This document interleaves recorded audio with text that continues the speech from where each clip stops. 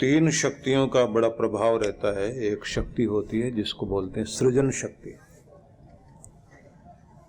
जो व्यक्ति के जीवन में नई रचनाओं को करने के लिए, नया निर्माण करने के लिए, नया नया कुछ बनाए रखने के लिए प्रेरित करने वाली शक्ति है। उस शक्ति को ब्रह्मा की शक्ति कहा जाता है। जन्म के साथ ही ये शक्ति बड़ी अद्भुत होती है व्यक्ति के साथ। बच्चों में नया नया कुछ करने की चाह हमेशा लगी रहती है। दूसरी शक्ति एक और होती है कि जो आपने बनाया उसे ठीक से चलाना आए आपको। क्योंकि कुछ लोग दुनिया में ऐसे होते हैं, उन्हें बनाना तो आता है लेकिन उसको संभालना, चलाना, प्रबंधन करना, ठीक मैनेज करना, ठीक सिस्टम बनाना, ठीक योजनाओं के साथ अपनी सफलताओं की ऊंचाइयों तक पहुंचना, ये नहीं हो पाता। तो ये दूसरी शक्ति मानी जाती है, विष्णु शक्ति। दोनों शक्तियां अलग अलग केंद्र में हमारे शरीर में विद्यमान है। नाभि केंद्र हमारा रचना का केंद्र है, ब्रह्म का स्थान है, और जो हमारा हृदय स्थान है वो विष्णु भगवान का स्थान, इसे विष्णु ग्रंथि कहा जाता है। इसके जागृत होने का मतलब होता है कि हम अपने विकास को, उन्नति को लगातार बनाए रखते हैं। बाई चांस कोई ऊंचाई पर पहुंच जाए पर वहां टिके रहना आसान नहीं होता। ज्यादातर लोग ऊंचाई पर संयोगवश पहुंच जाते हैं, उसके बाद में फिर नीचे आ जाते हैं। तो दोनों कृपाएं साथ में चाहिए, लेकिन एक तीसरी कृपा और होती है, उसको बोलते हैं रुद्र ग्रंथि का जागृत होना। इसको शिव कृपा मानते हैं। वो कृपा होती है कि आपने बनाया भी सही, चलाया भी, लेकिन उसका सुख लेना नहीं आया। मकान है, मकान का सुख नहीं है, धन है, धन का सुख नहीं है, फैक्ट्रियां चल रही हैं, लेकिन आदमी तनाव में, अशांति में है। वो अपने धन का, अपने साधनों का, अपने घर का, अपने रिश्तों का सुख नहीं ले पाता। तो इसका मतलब है कि उसके पास शिव कृपा नहीं है। तीनों कृपाएं मिल जाएं तो व्यक्ति नया बनाएगा भी, उसे ठीक से चलाएगा, सफलताएं प्राप्त करेगा और उसका सुख भी भोगेगा। ये तीनों शक्तियां जिस माध्यम से जागृत होती हैं या जहां केंद्रित होती हैं, उस शक्ति को माना जाता है गुरु शक्ति। इसलिए कहा गया है गुरु ब्रह्मा, गुरु विष्णु, गुरु देवो महेश्वरा। वो ब्रह्मा भी है, विष्णु भी है, महेश्वर है। तो उसका मतलब क्या हुआ कि तीनों शक्तियां उसके माध्यम से होकर रिफ्लेक्ट होती हैं शिष्य की ओर। इसलिए वहां एक शब्द और दिया, गुरु ब्रह्मा, गुरु विष्णु, गुरु देवो महेश्वर, गुरु साक्षात पर ब्रह्म। अब यहां शब्द दिया गया है कि वो साक्षात पर ब्रह्म है, मतलब तीनों का एक समन्वित रूप। तो उसका मतलब माना जाता है कि उससे तीनों शक्तियां जिस ओर बहती हैं, उसको लेने वाला कोई शिष्य जब होता है तो ये तीनों कृपाएं उसे प्राप्त होने लगती हैं। मतलब गुरु व्यक्ति के अंदर सृजन शक्ति को जगाता है, उसके प्रबंधन को और सफलताओं की तरफ उसे ले जाता है, और तीसरी महत्वपूर्ण चीज है कि उसको अपने जीवन में प्राप्त किए गए साधनों का सुख और आनंद भी मिलने लगता है। तो यहाँ हमें अपने एक गुरु की, मार्गदर्शक की, प्रेरक की आवश्यकता पड़ती है। हर एक व्यक्ति के अंदर एक शक्ति होती है जो आंतरिक आवाज जिसे माना जाता है कि जब आप कुछ बुरा करें तो आपके अंदर से एक आवाज आती है कि ये नहीं करना चाहिए था। गुस्सा भी आप कर गए तो अंदर से पश्चाताप की भावना आती है और मन में भावना आती है कि नहीं, मुझे उसे मनाना चाहिए, गलती मान लेनी चाहिए। ये जो अंदर से हमारे आवाज आती है, संवेदनशीलता बनी रहती है, इसे माना जाता है कि ये वो आवाज है जो गुरु की आवाज है, धर्म की आवाज है, आपकी पवित्रता की आवाज है। जिस दिन ये मिटने लग जाती है उस दिन आदमी के अंदर से धर्म चला जाता है और उसके अंदर की लज्जा भी चली जाती है। तो ऐसा बेशर्म आदमी किसी के भी सामने खड़ा होकर कोई भी हरकत करेगा और फिर वो कहेगा कि जो करना करो, मेरा मन जैसा होगा मैं वैसे ही चलूंगा, तुम्हारे किसी के समझाने से मैं समझने वाला नहीं हूं, मुझे किसी की परवाह नहीं है। तब दिखाई देता है कि उसके अंदर का लचीलापन खत्म हो गया। अब वो किसी भी चीज को न समझने को तैयार है, न वो कुछ बनने को तैयार है, न वो सुधरने को तैयार है। और वो यही कहता है मैं जैसा हूं वैसा हूं, अब तुम्हारे समझाने से कुछ होने वाला नहीं। उससे भी ज्यादा ये होता है कि वो समझाने वालों के ऊपर ही दोष लगाना शुरू कर देता है, मजाक उड़ाना शुरू कर देगा। तो इसका मतलब ये हुआ कि अंदर की वो कृपा बाहर निकल गई। लेकिन जैसे जैसे आदमी संवेदनशील होता है और ये आवाज अपना काम करती है तो उसे दूसरों के आंसुओं पर तरस आता है, दूसरों की पीड़ाएं अपनी पीड़ा लगने लग जाती है। ऐसे जो लोग हुआ करते हैं वो सहयोगी लोग होते हैं। और ये जो दुनिया चलती है ये ऐसे पवित्र लोगों के कारण चल रही है। अगर दुनिया में सारे ही दिल के कठोर और निर्दयी हो जाएं, ये दुनिया कभी की खत्म हो सकती है। कोई किसी की सहायता फिर क्यों करेगा, कोई किसी का साथ क्यों देगा, किसी को किसी की फिर परवाह क्यों होगी। ये जो इस दुनिया में हमारे आने से पहले इतने सारे स्कूल हैं, हॉस्पिटल हैं, इतनी अच्छी सड़कें हैं, जो नई पीढ़ी के लिए चीजें दी गई, क्योंकि हमें ख्याल है आने वाली पीढ़ी के लिए हम कुछ देकर जाएं, एक बेहतर समाज बनाएं, बेहतर स्थितियां करें। यहाँ करुणा जागती है इंसान के अंदर, यहाँ धर्म जागता है। धर्म की जो परिभाषा की जाती है वो ये नहीं कि कोई खास तरह का चिन्ह लगाता हो, खास तरह की पूजा करता है तो वो धार्मिक है। ये ध्यान रख लेना, जिस आदमी के अंदर में दया है, करुणा है, सहयोग है, सहानुभूति है, दूसरे की परवाह है और अपना जैसा व्यवहार दूसरों के साथ करता है, जैसे व्यास ऋषि ने कहा आत्मनः प्रतिकूलानि परेशान न समाचरेत, जैसा खुद के साथ चाहता है वैसा दूसरों के साथ व्यवहार करे, तो इसी को धर्म कहा गया। इसी की दुनिया को जरूरत है।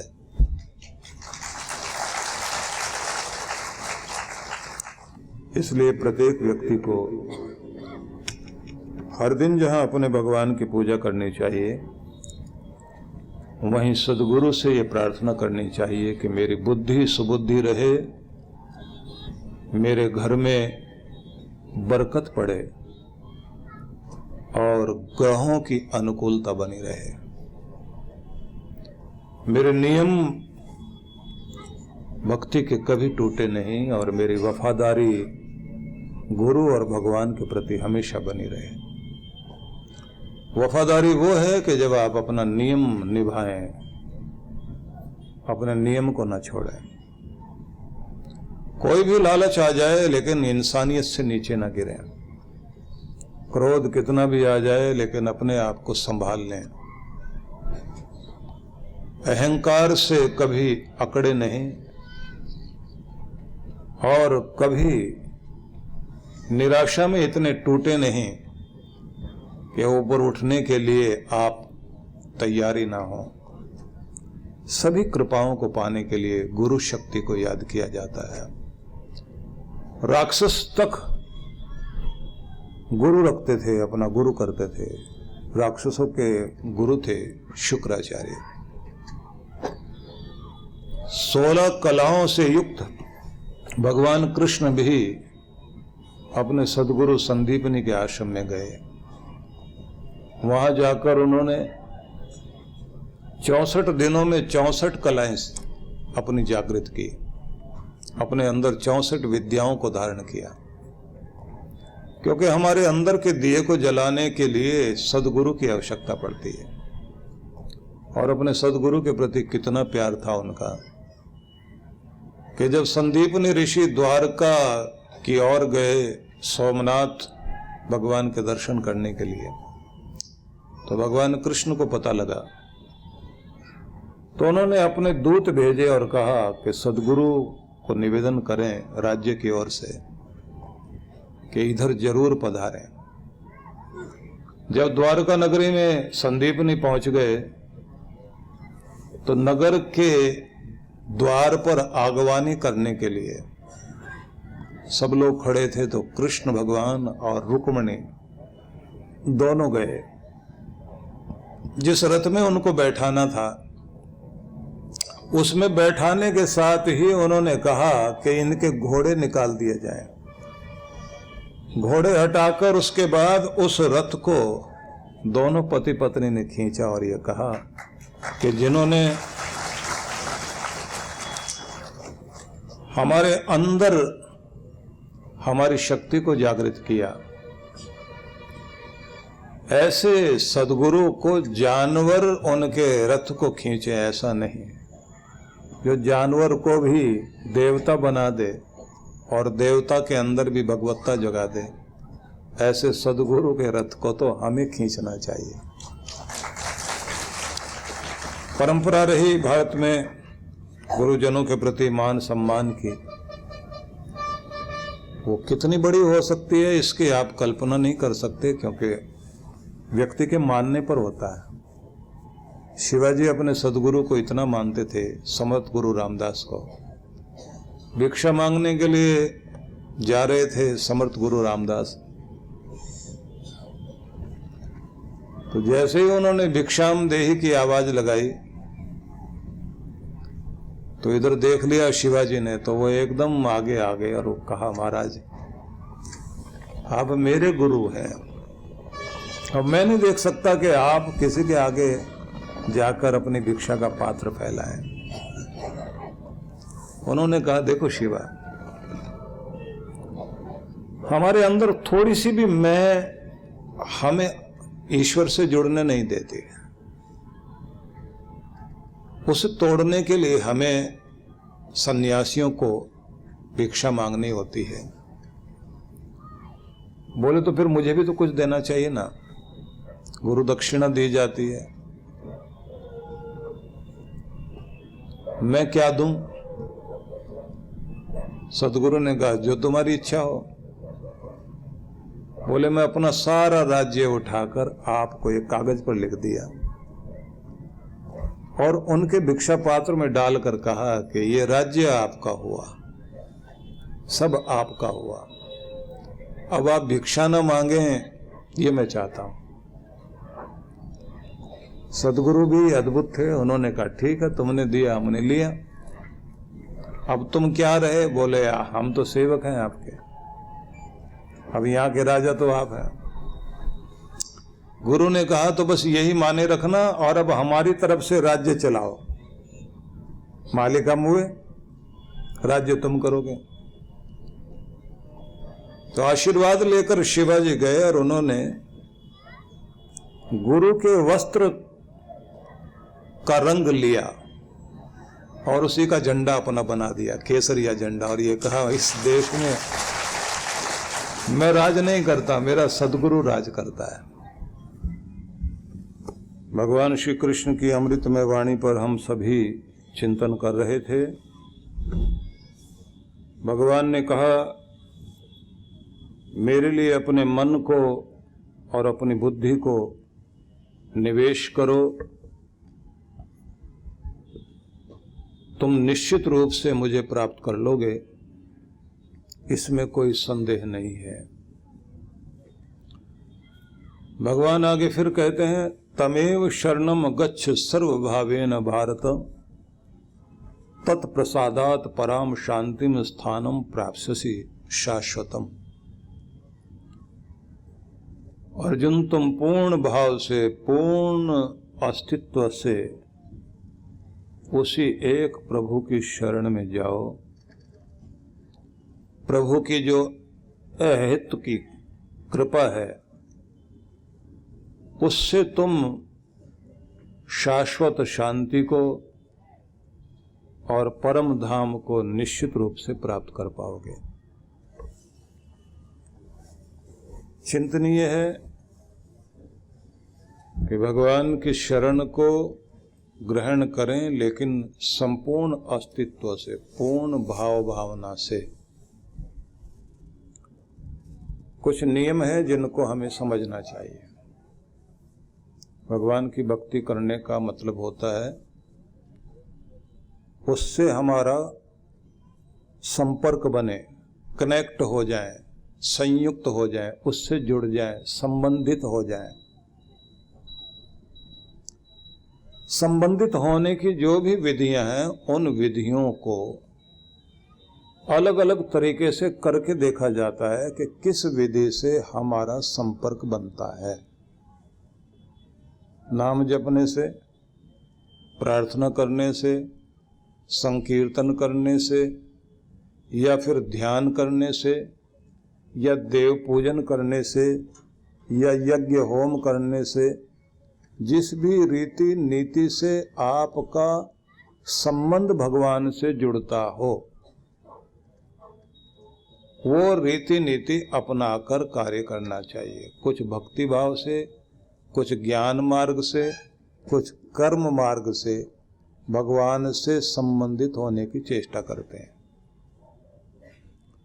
लेकिन इसमें एक जरूरी चीज है कि जब आप भक्ति योग को अपनाते हैं तो उसमें जाप, नाम सिमरन, प्रार्थना और ध्यान साथ साथ जुड़ जाते हैं। गुजरात के अहमदाबाद में परम पूज्य सद्गुरुदेव श्री सुधांशु जी महाराज के पावन सानिध्य में विराट भक्ति सत्संग कार्यक्रम की रूपरेखा दिनांक 20 से 23 मार्च 2025, समय शुभारंभ 20 मार्च सायं 6 से 8 बजे, 21 से 23 मार्च प्रातः 8 से 10 बजे, सायं 6 से 8 बजे। स्थान हिलदीप फार्म, अपोलो हॉस्पिटल के पास, भाटगांव, गांधीनगर हाईवे, अहमदाबाद। आयोजक विश्व जागृति मिशन, ओमकार धाम, अहमदाबाद मंडल। संपर्क सूत्र, आप सपरिवार सादर आमंत्रित हैं।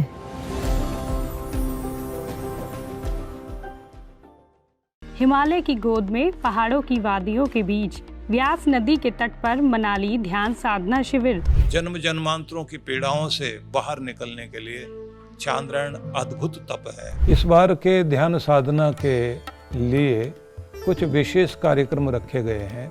एक तो नित्य साधना कराई जाएगी, दूसरी होगी डिवाइन ब्लिस मेडिटेशन, तीसरी जो है वो दिव्य शक्ति साधना कहेंगे, जिसका मतलब होगा कि आप जो है विश्व शक्ति से कैसे जुड़ सकते हैं, और साथ में वॉकिंग मेडिटेशन भी इसके अंतर्गत होगा।